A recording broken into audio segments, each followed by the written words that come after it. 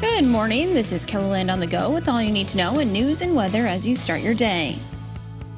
The House of Representatives voted to pass a bill to protect same-sex and interracial marriage. The Respect for Marriage Act passed with bipartisan support. 47 Republicans joined Democrats to approve it. Supporters cite Justice Clarence Thomas's separate opinion overturning Roe v. Wade that the court should reconsider past precedent, including same-sex marriage and access to contraception. Representative Dusty Johnson voted against the bill. KELOLAND News reached out to him for a statement. He says, quote, access to contraception and gay marriage aren't going anywhere. However, he says the bills Democrats put on the floor rushed and overreaching attempts to play politics and that he can't support them. South Dakota's latest round of rules regarding medical marijuana cleared the final test in Pierre. The legislature's Rules Review Committee gave them the green light on a 5-0 vote.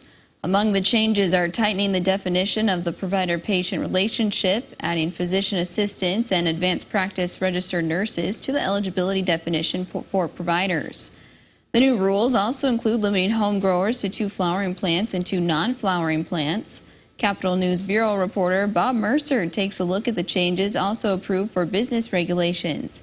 That's right here on our website now. Right now, most people in Sioux Falls are paying about $4.50 a gallon for gas. But on Tuesday, drivers were able to fill up for $2.38. It was part of a political event sponsored by Americans for Prosperity, who blamed the Biden administration and its policies for the high gas prices. So at one gas station, they lowered it to $2.38, the same price it was when Biden took office. You just can't blame on one guy. It takes a whole bunch of different situations going on that messes everything up.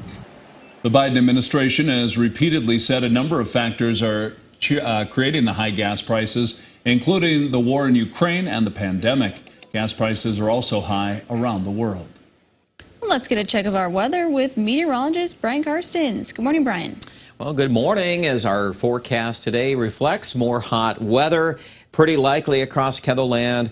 That leads to this, too, here, a red flag warning in effect for much of far southwest South Dakota, including Hot Springs and Pine Ridge. Be extra careful with those humidity values pretty low and temperatures very high this afternoon. Cold front on the move to our east. You can see most of the northern plains is rain-free, and that's the way it's going to stay for the vast majority today. 89 the high in Brookings, mostly sunny. 90 in Marshall, 93 Mitchell. That's a quick look at weather, and we'll get to the rest of the forecast in just a couple of minutes. Thank you, Brian. The National Weather Service says severe weather in South Dakota has been an anomaly so far this year.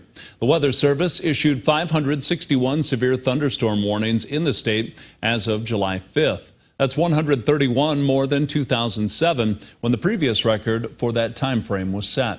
While there does appear to be an increasing trend in the number of severe thunderstorms, the National Weather Service says it's important to note that the way storms are predicted has become more precise and that the standards have changed over time. State climatologist Laura Edwards says there's no distinct tie between severe weather in South Dakota and climate change. Crews spent last night working to get a grass fire west of Oglala under control. Oglala Sioux Tribe Emergency Management posted these pictures from the southern edge of the casino fire to its Facebook page. They say a road has been opened to traffic and residents can get back into their homes. Federal, state, and local agencies are helping to contain the fire. Investigators are looking into the cause.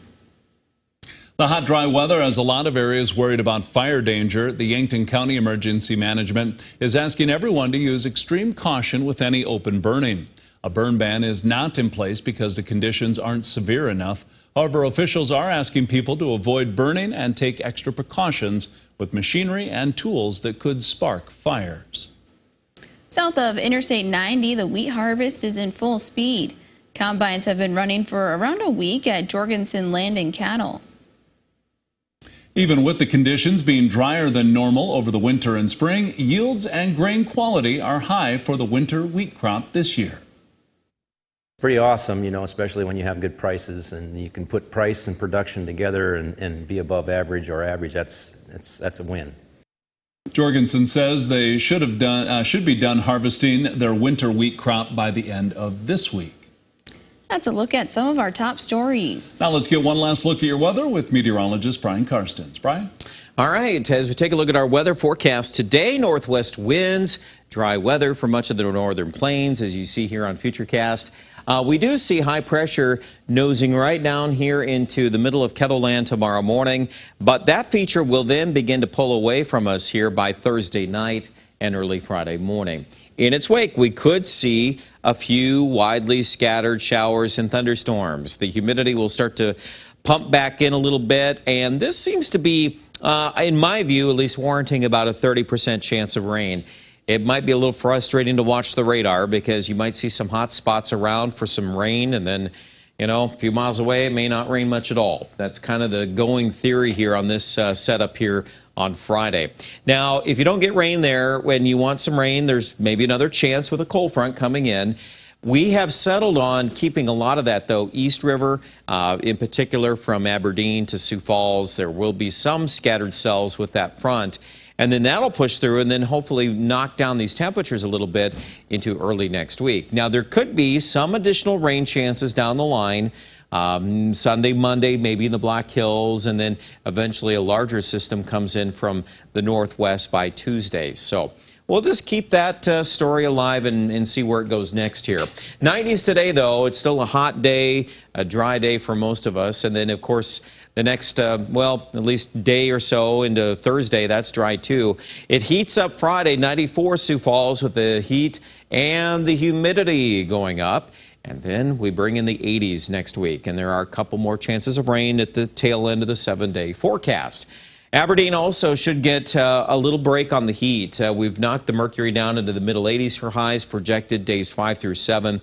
I think there's even a chance we might be able to lower that a little more, but I'd rather go a little bit at a time and see how that trend emerges here. But I think we've got a situation where we can pull some of the temperatures below average, actually. Here in central South Dakota, 90s, that's hot, days 1 through 4. And then that Sunday front comes through. Then let's see if we can maybe generate a few more patches of rain. Again, it's something we'll just continue to watch the trend line there. And likewise, Rapid City will pick up some chances of rain as early as Sunday into Monday. Check out the details online at KELOLAND.com.